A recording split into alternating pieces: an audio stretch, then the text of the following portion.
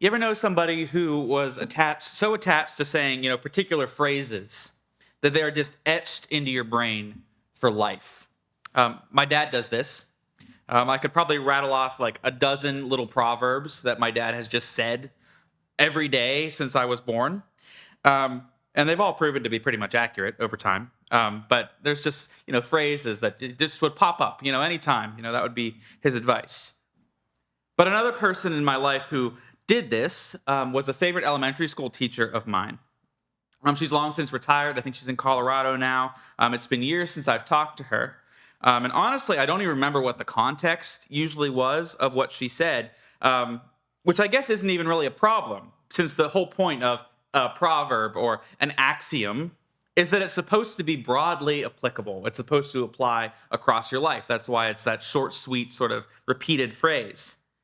But she would always remind me, whatever project I was working on, she would say, form follows function. She would always say that over and over and over again, all the time.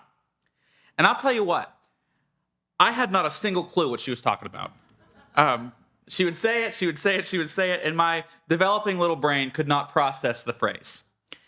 But form follows function, that same sort of little proverb, has been rattling around in my now developed brain for the past week or two. And so I decided to look it up, see where it comes from, what it was originally talking about. I get it now, basically. You decide what you want to happen, what problem you want to solve, and then you plan what you're going to do it, rather than the other way around. You don't come up with a solution and then find a problem. That doesn't work very well. You start with your desired outcome, and then you craft a plan to get there. You make the key to turn the lock. You don't build the lock around the key. But I wanted to look it up, see who first said that. And it turns out form follows function comes from the famous architect Louis Sullivan. He was Frank Lloyd Wright's mentor. He was the guy that pretty much invented the skyscraper. And the skyscraper is actually a really good example.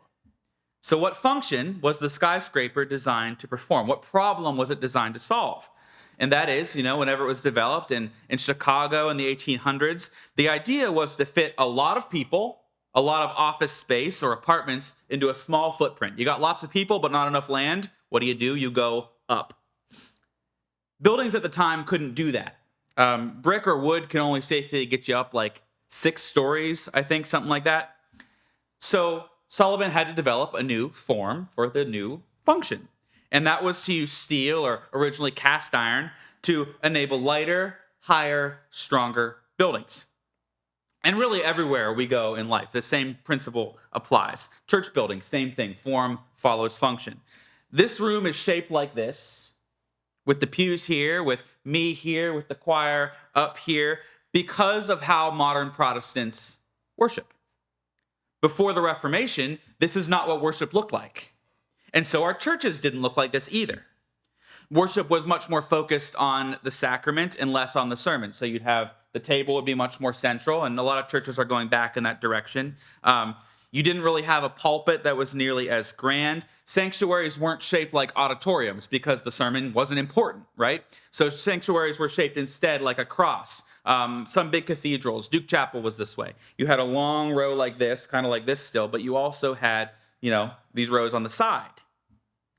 There were no pews in the early days. People would just walk around, and then when it was time for the sacrament, they might come up, they might not.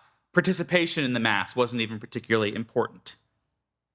But in modern Protestantism, the sermon is central. So I got my mic, I got my big stand, my pulpit to stand behind, and you guys are all lined up looking at me.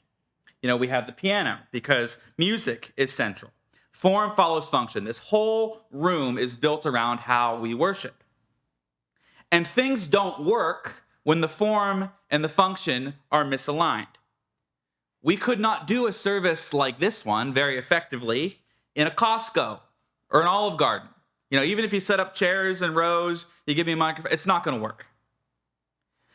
The other way around, whenever people try to repurpose closed churches, it usually just doesn't work well without heavy renovation, unless you're using it as a theater, as a concert venue, because that's pretty close to what we're doing. Years ago, I remember seeing pictures of I think it was the former Stanton Heights United Methodist Church over by the zoo, whenever it was for sale. It's a big building. And the first owners, after it was a church, made it into a residential home. And they had kept the floor plan, from the pictures that I could tell, they'd kept the floor plan pretty similar to the way it was whenever it was an active church. The big sanctuary was pretty much just converted into an enormous studio apartment. Like, this is a sanctuary significantly bigger than this one. And it looked like the least pleasant space imaginable to live in. This big, weird, uncomfortable space. Imagine you take all the pews out, but you put a couch over there, and it was very uncomfortable looking. Bright and airy, but it just didn't look like it was meant to be lived in. It is much, much harder to make the function follow the form. So let's take this a little bit further than buildings, right? What is your function? And you can find the answer to that in all the Gospels. But since we're in Mark this season, here's how Mark gives Jesus' answer after his resurrection as he appears to the disciples. This is Mark 16:15, which we know as the Great Commission. Go into the whole world, Jesus says, and proclaim the good news to every creature. You've heard me say this a lot in the last year or two as well, but here's how the United Methodist Church synthesizes the Great Commission, all the gospel versions. The United Methodist Church says, our mission is to make disciples of Jesus Christ for the transformation of the world. That is your function. That is my function. To proclaim the gospel to the whole world, the good news, to make disciples of others and ourselves. Transforming the world through the coming of God's reign among us. And so, how does that shape your form? If that's your function, how does that shape your form? And of course, I don't mean literally, not your literal bodily shape, but the form your life takes so that that function that's been given to you by Jesus can be accomplished. And the answer to that cannot be that the shape of your life is the same as it was before you had that function. Think about that old church that someone tried to convert into a house without totally renovating it, or the impossibility of having a traditional worship service at Walmart. Form follows function, or the function suffers if you can do it at all. The Apostle Paul understands this deeply. In our reading today from 1 Corinthians, he's trying to convey it to the church in Corinth in the first century, one of the earliest Christian churches. This is a major seaport city in Greece, Corinth is. So we just finished 1 Corinthians in Bible study, so some of this will sound familiar to some of you. But here's some of the main issues in the church at Corinth that Paul is writing to. The main issue is that Corinth's witness, this church in Corinth, their witness to the wider world, the wider non-Christian world, is pretty abysmal. If the community around the Corinthian church was to look at them, they'd be like, why would we want to be part of that? At the beginning of Paul's letter, we find that the church is extremely dysfunctional. Beyond, the kind of levels of dysfunction we're used to seeing in churches, it is beyond that. Its members are suing each other often enough that Paul has to mention they should probably stop doing that. And that's pretty wild whenever you consider that there were probably about 100 people in the church in Corinth. There were enough lawsuits flying back and forth in a church of 100 people that Paul said, you need to stop. Meanwhile, the communal dinner table, they would worship mainly around a table around that time. That was where church really happened, was around dinner. They would sing, they would worship, they would share testimony. At the dinner table there in Corinth, there is inequality just as bad as in the rest of Corinth. And Greek society was very unequal. The rich church members have a feast before all the poor people get there. Then the poor come and they get to eat among the scraps at this church dinner table. Apparently, there's an issue with prostitution. The Jewish Christians and the Greek pagans, they don't get along at all. The rich and the poor don't get along. There's just all these constant racial, ethnic, class divisions. And basically, the form of the Corinthian church looks exactly like the world around them. They've just reproduced it in a smaller group that theoretically has Jesus involved. And so Paul steps in. And perhaps the pinnacle of his letter is the part that we know best, and that's 1 Corinthians 13, the wedding part. The classic love is patient, love is kind passage that's almost always read at weddings. It declares what real Christ-like self-giving love looks like. But here in chapter 9, I would suggest to you that Paul is saying something quite similar. So listen again. Not quite as beautiful, not quite as poetic as chapter 13, but although I'm free from all people, I make myself a slave to all people to recruit more of them. I act like a Jew to the Jews so I can recruit Jews. I act like I'm under the law to those under the law so I can recruit those who are under the law, though I myself am not under the law. I act like I'm outside the law to those who are outside the law so I can recruit those outside the law, though I'm not outside the law of God, but rather under the law of Christ. I act weak to the weak so I can recruit the weak.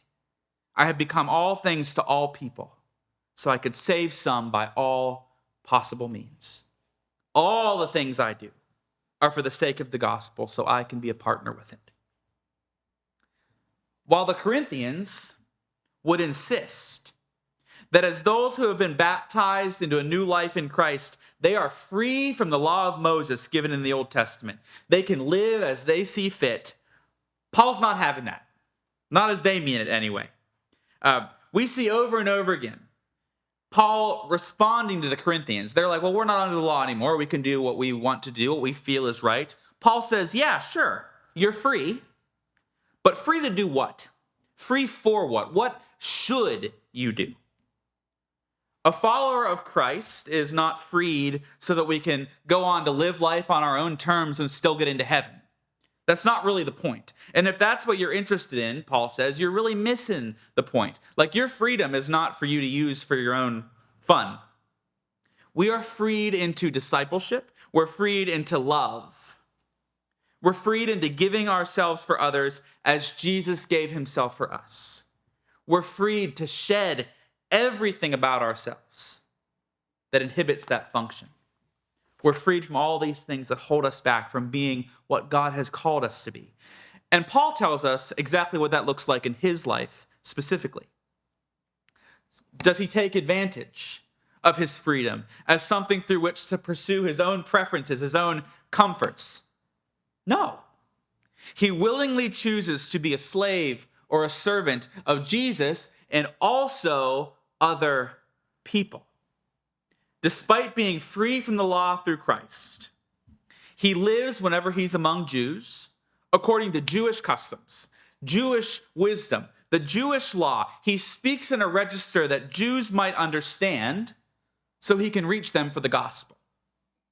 When he's trying to reach Greeks or other pagans, he acts according to their customs. He respects their way of life, their values. He speaks to their cultural and social language so they can hear the good news. It doesn't matter what Paul wants. What matters is that Jesus wants to reach all these people, and Paul's going to do and be what he has to be to do it. I have become all things to all people, he says, so that I could save some by all possible means. The function comes first. Sharing the good news, inviting the world into the love of Jesus, that comes first. And all the other stuff is secondary. What Paul likes, what Paul wants to do, none of that. And of course, that's no easier for us than it is for the Corinthian church. I served, for example, for a short stint on the conference evangelism team. And what I found on that committee is that many Christians' preferred methods for reaching non-Christians with the gospel happens to be whatever method appeals to us.